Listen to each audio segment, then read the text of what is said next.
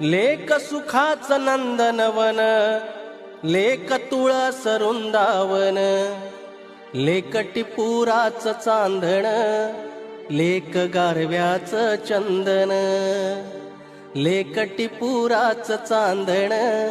लेक गारव्याचं चंदन, घरदाराचं हसण,